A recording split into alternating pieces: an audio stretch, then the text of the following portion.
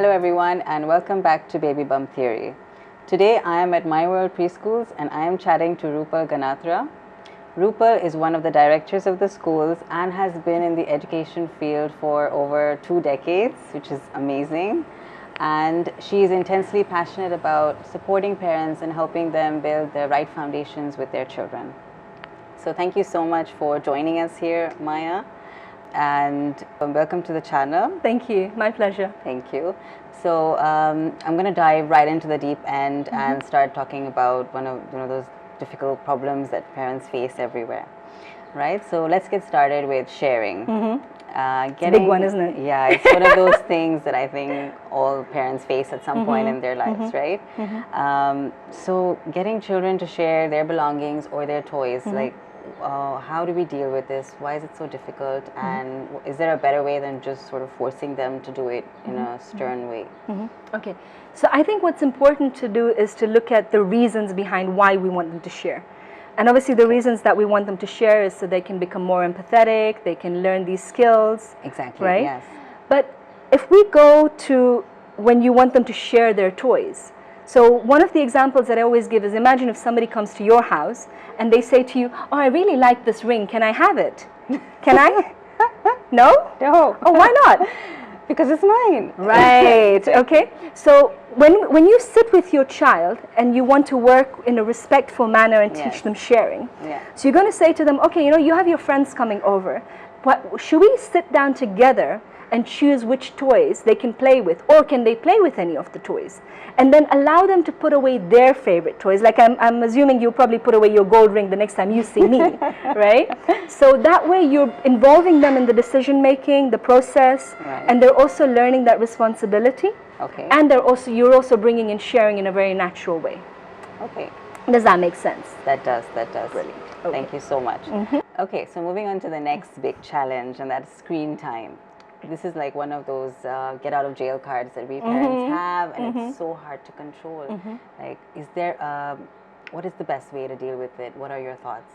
Okay, so look, in an ideal world, we would all have like all these amazing activities and we'd never have screen time, we'd all be perfect, keep them right? occupied all the time. But look, that's not real, okay? So you need to try and see where can you use screen time when you really need it.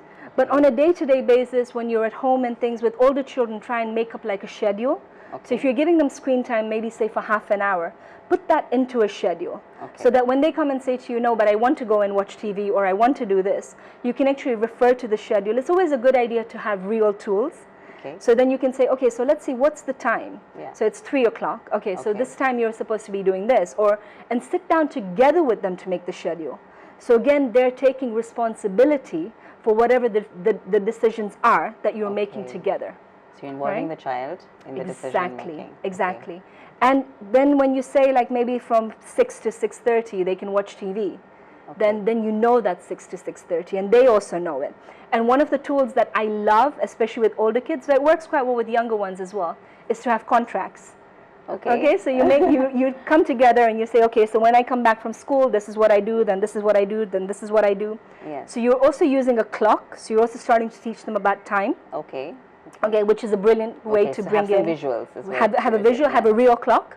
Okay, and then make the schedule with them, agree to it, so you're both agreeing, sign it. Okay, so they sign it, you sign it, and then get a witness to sign it. It is such an amazing tool. So next time when it's like, no, but it's like, hang on, but we have a contract, right? They might be annoyed with you, but it's a fair thing. And children are big on fairness and justice.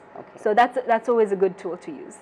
Let me know how it works out. That's a brilliant answer, absolutely.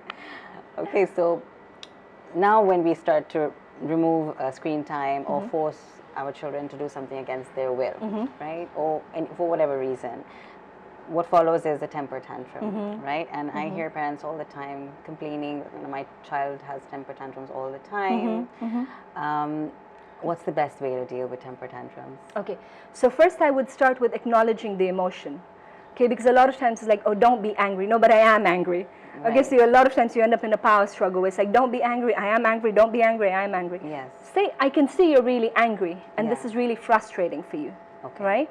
So, and then if it's something about maybe the screen time, you're going to go back to the tool, which is very annoying for them, but it really works, okay?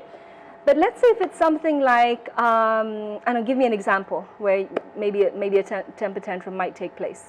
So if we're in the supermarket and my child wants to buy, let's say, a chocolate, her favorite chocolate, that kind of thing. Okay, so again, get down to their level, always, okay? So always get down on your knees, eye contact, and then you'll say, okay, I can see you really want this, okay? Yes.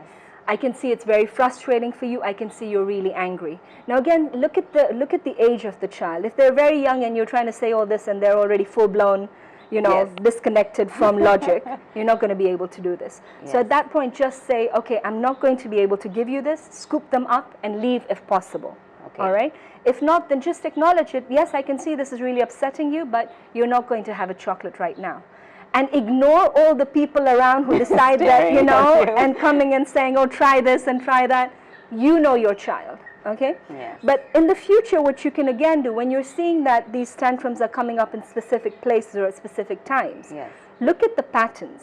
So if it's always happening in a supermarket, so sit with your child beforehand and discuss that, okay, we're going to go here, you know, and you make sure you eat something before. You have your chocolate allowance for the week, okay? Bring in another contract, okay? So, and if not, if you end up still doing this, what do you think the consequences should be?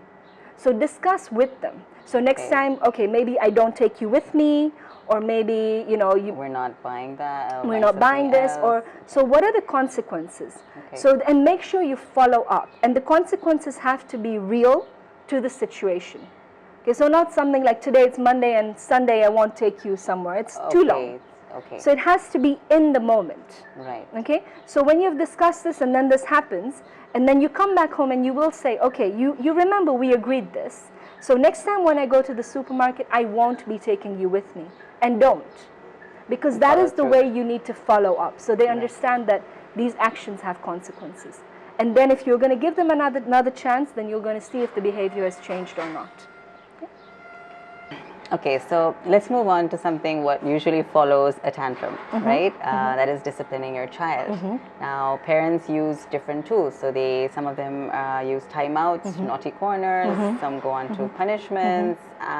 Is there really a right or wrong? And is there really a better tool that is better than the others? Right, okay. So first of all, I'd look at the word discipline, okay? Right. Discipline is where you want to punish someone for having a problem.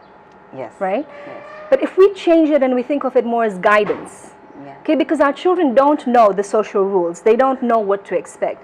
Even if you tell them, they forget. True. So we need to keep reminding them.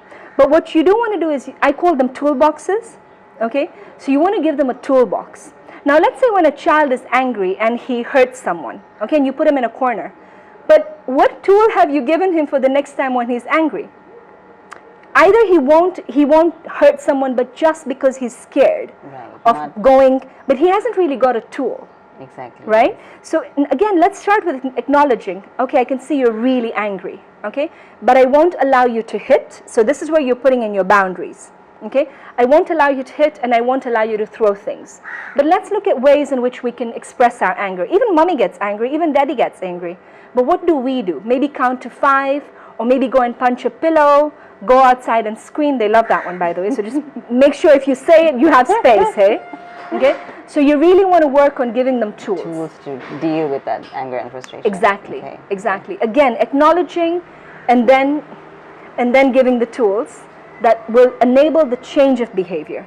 Okay? Yeah. So everything is about empowering and supporting our children so that the behavior doesn't take place again, because you want to make sure that as they're moving into the future, you're working on giving them the social skills which will enable them to function in society, right? That's our main goal. Yeah, absolutely. Our goal is not just for the child to suppress their emotions, right? Or to, or to be scared. Exactly. It's to empower them.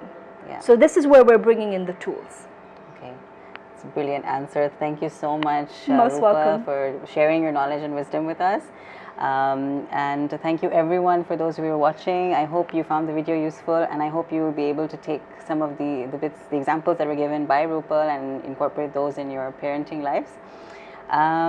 If you have any questions or concerns about what was discussed today, please do not hesitate to reach out to us. And please don't forget to like, share, and subscribe.